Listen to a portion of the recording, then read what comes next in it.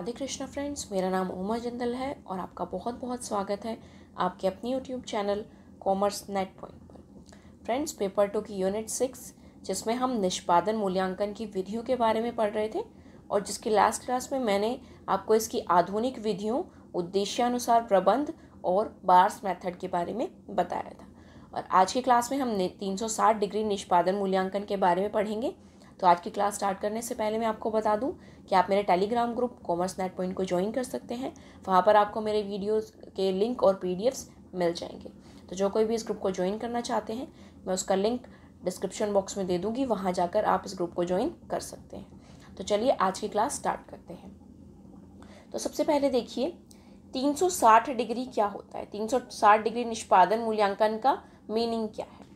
तो देखिए, हमने मैथ्स में पढ़ा हुआ है कि जो 360 डिग्री होती है वो एक सर्कल होता है। 360 डिग्री का जो होता है वो हमारा एक सर्कल होता है, ठीक है। तो इट मीन्स सर्कल का मतलब हमारे आसपास जो हमें सारी तरफ से जो घेर ले। ये देखिए पूरा 360 डिग्री कंप्लीट। मान लीजिए कि एक एम्प्लॉय है, ठीक है। एक एम्प्लॉय का कंप्लीट 360 डिग्री यानी कि उसके आसपास जितने भी व्यक्ति आते हैं सभी के द्वारा इसका निष्पादन मूल्यांकन करना, ठीक है। सभी को इसके अंदर इंक्लूड करना, इसके परफॉर्मेंस अप्रेजल में इसको सभी को इंक्लूड करना। जो व्यक्ति भी इसके द्वारा कार्य किए जाते हैं या जिनके अंडर में ये काम करता है सभी को इसके अंदर इंक्लूड करना क्या कहलाता है? 360 डिग्री निष्पादन मूल्यांकन कहलाता है। चलिए इसका मीनिंग देख लेते हैं। इस विधि में किसी कर्मचारी के निष्पादन मूल्यांकन के लिए उसके आसपास के सभी व्यक्तियों द्वारा जानकारी इकट्ठा की जाती है और इसमें कर्मचारी को खुद भी शामिल किया जाता है, ठीक है। इसके अंदर जो कर्मचारी होता है उसको भी इंक्लूड किया जाता है, उससे भी कुछ ना कुछ क्वेश्चंस पूछे जाते हैं उसके खुद के बारे में, ठीक है।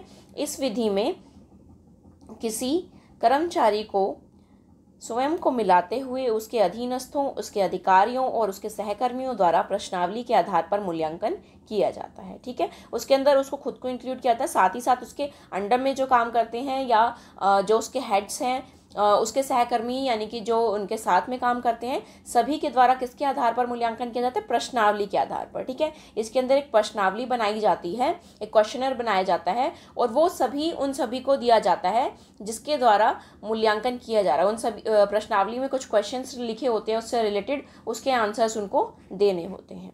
सभी से मूल्यांकन करने के लिए संरचित प्रश्नावली तैयार की जाती है। प्रश्नावली के आधार पर किसी कर्मचारी का मूल्यांकन किया जाता है, ठीक है। तो ये टोटल जो होता है हमारा क्वेश्चनर बेस्ड होता है।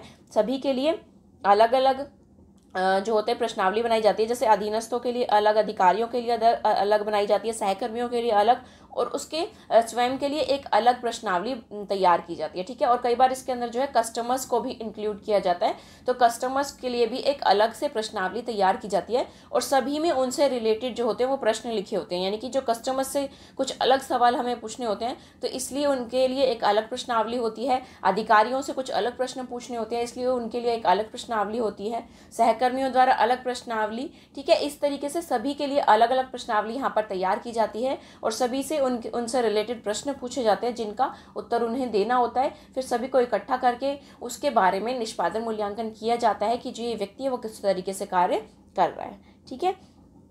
इस विधि के द्वारा यह पता चलता है कि कर्मचारी सही प्रकार से कार्य कर रहा है या नहीं, जिस पद पर वो है क्या वो उसका सही प्रकार उपयोग कर रहा है या नहीं, उसका संगठन में सभी के प्रति कैसा व्यवहार है आदि।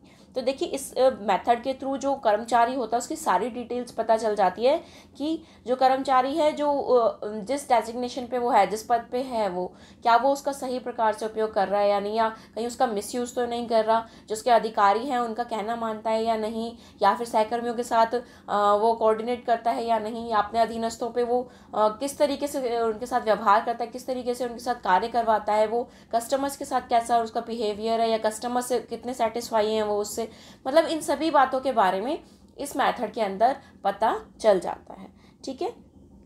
तो देखिए अब 360 डिग्री जो निष्पादन मूल्यांकन होता है उसके तत्व कौन कौन से होते हैं, यानी कि उसके एलिमेंट्स कौन कौन से होते हैं।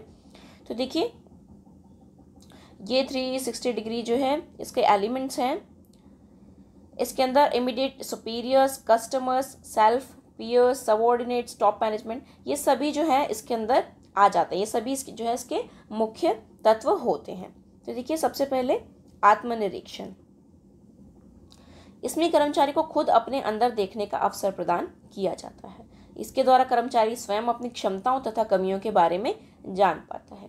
ठीक है, तो आत्मनिरीक्षण के अंदर क्या होता है, उसको एक खुद प्रश्नावली दी जाती है जिसके अंदर उसकी खुद की कमियां और खुद की क्षमता के बारे में पूछा जाता है उससे। ठीक है, तो उसके अंदर उससे उसको खुद भी ये पता चलता है कि मेरे अंदर कितनी क्षमता है या मेरे अंदर क्या कमियां रह गई इस जॉब को करने के लिए। ठीक है, तो ये बहुत वैल्यूएबल होता है। उसके बाद नेक्स्ट है अधीनस्थों द्वारा निष्पादन। इसके द्वारा कर्मचारी की एक संप्रेषण और सहयोगी क्षमता के बारे में पता चलता है और साथ ही यह भी पता चलता है कि उसके नेतृत्व में कितनी प्रगति हुई है और उसे नेता के रूप में कितना पसंद किया गया है। ठीक है, उसके बाद हम अधीनस्थों द्वारा निष्पादन करते हैं तो उससे हमें क्या पता चलता है कि कम्युनिकेशन कैसा था, उसने कोई भी जो बात है, कोई भी इंपॉर्टेंट चीज़ है, क्या वो कर्मचारियों तक पहुंचाई या नहीं पहुंचाई, वो कितना सहयोग करता है अपने कर्मचारियों के साथ। ठीक है, और उसके नेतृत्व में यानी कि जो उन्होंने उसको लीड किया है, कर्मचारी ने उनको लीड किया है, वो लीड कैसा रहा, मतलब कर्मचारियों ने उनको कितना पसंद किया। ठीक है, और कितना प्रोग्रेस हुई उसके नेतृत्व में, इन सभी बातों का अधीनस्थों द्वारा निष्पादन से पता चलता है। उसके बाद नेक्स्ट होता है हमारा सहकर्मियों द्वारा निष्पादन। इससे समूह कार्य, सहयोग की भावना और संवेदनशीलता आदि के बारे में जानकारी मिलती है। ठीक है, तो देखिए सहकर्मियों यानी कि जो उसी के साथ काम करते हैं, यानी कि उसी के पद के लेवल के हैं। ठीक है, उसी के साथ जो काम करते हैं वो उसके द्वारा निष्पादन किया जाता है। तो उसके द्वारा क्या पता चलता है कि उनका टीम वर्क कैसा है, क्या वो मिलजुल के काम करता है या नहीं, क्या वो अपने अपने चलाता है, इस तरीके से। ठीक है, सहयोग की भावना कितनी है उसके अंदर, संवेदनशीलता कैसी है, इन सभी के बातों के बारे में सहकर्मियों द्वारा पता चलता है। उसके बाद आता है अधिकारियों द्वारा निष्पादन। इसके द्वारा कर्मचारियों के कार्य निष्पादन की जानकारी मिलती है कि उसने कार्य को किस प्रकार से तथा कैसी परिस्थिति में और कितनी क्षमता आदि के साथ किया है।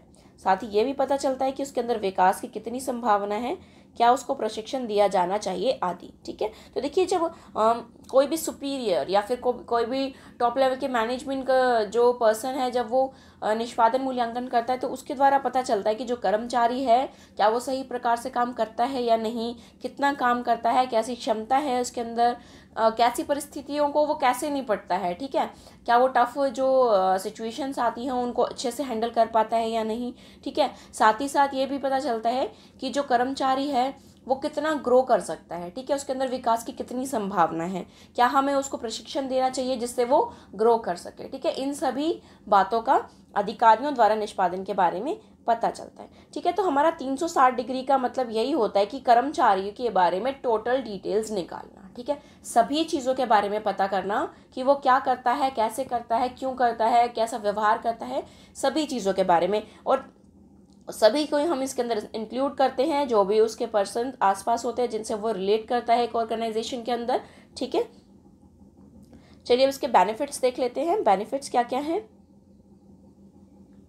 सबसे पहला है अधिक व्यापक, यानी कि अधिक व्यापक यानी से हमें बहुत सारी डिटेल्स मिल जाती हैं, क्योंकि यहाँ पर सभी से हम निष्पादन मूल्यांकन करते हैं, सभी के द्वारा अलग अलग निष्पादन मूल्यांकन करते हैं, तो इसलिए ये बहुत ही ब्रॉड होता है और इसके द्वारा हमें बहुत ज़्यादा नॉलेज मिल जाती है। सूचना की बेहतर गुणवत्ता, साथ ही साथ क्योंकि वो पर्सनली उनसे निष्पादन मूल्यांकन करते हैं, सभी को अलग प्रश्नावली दी जाती है, तो सूचना जो होती है, जो इन्फॉर्मेशन होती है, उसकी क्वालिटी भी बहुत ही बढ़िया मिलती है यहाँ पे। ठीक है, उसके बाद देखिए बेहतर प्रशिक्षण व्यवस्था। अगर हमें पता चल जाता है कि जो ये कर्मचारी है उसके अंदर विकास की कितनी संभावनाएं हैं, क्या वो ग्रो करेगा या नहीं, अगर हमें लगता है कि प्रशिक्षण देकर उसे हम ग्रो करवा सकते हैं, उसका विकास हो सकता है, तो हम उसे जितने प्रशिक्षण की उसकी आवश्यकता है उसको उतना प्रशिक्षण दे सकते हैं। तो यहाँ से हमें बेहतर प्रशिक्षण की सुविधा भी हम उसको उपलब्ध करवा सकते हैं। नेक्स्ट है अभिनति की कम संभावना। ठीक है, तो इसके अंदर जो होती है वो अभिनति यानी कि जो मिस्टेक्स होती हैं उसकी भी कम संभावना रहती है, क्योंकि यहाँ पे जो इन्फॉर्मेशन होती है वो हमें करेक्ट इन्फॉर्मेशन मिलता है। ठीक है, उसके बाद देखिए आत्म विकास को बढ़ावा। तो क्योंकि यहाँ पर आत्मनिरीक्षण भी किया जाता है किसी कर्मचारी का, तो उसको पता चलता है कि मेरे अंदर क्या क्या कमियां हैं या मेरे अंदर क्या क्षमता है, तो वहाँ पर वो अपने विकास को बढ़ावा देता है, अपनी कमियों को दूर करता है। ठीक है, उसके बाद इसके लिमिटेशंस यानी कि इसकी सीमाएं देख लेते हैं।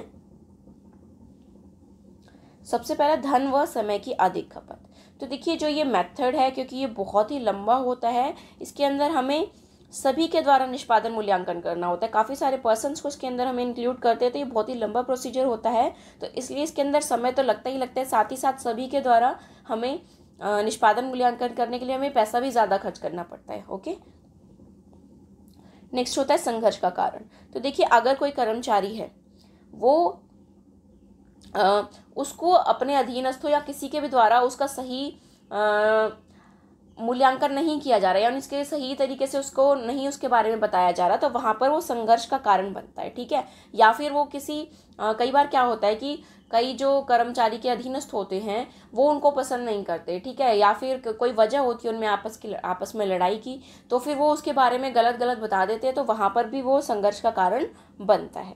ठीक है, कागजी कार्रवाई को बढ़ावा। तो देखिए क्योंकि इसके अंदर हमें बहुत सारे जो पर्सन्स होते हैं उनको प्रश्नावली देनी होती है, और बहुत सारे मतलब पर्सन्स को हम इसके अंदर इंक्लूड करते हैं, तो यहाँ पर कागजी कार्रवाई जो है वो भी बढ़ती है। ठीक है, लागू करने के लिए बड़े प्रशिक्षण की आवश्यकता।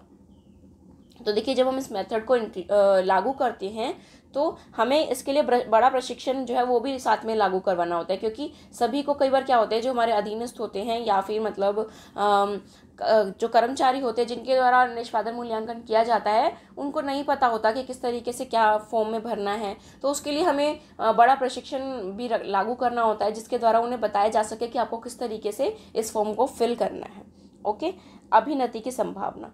तो देखिए इसके अंदर भी अभिनति की संभावना होती है। वो कैसे कि अगर कई बार क्या होता है, कर्मचारी आपस में किसी लड़ाई की वजह से यहाँ पर गलत जो है इन्फॉर्मेशन दे देते हैं, तो वहाँ पर जो है गलत चीज़ें यहाँ पर रिकॉर्ड हो जाती हैं। ठीक है,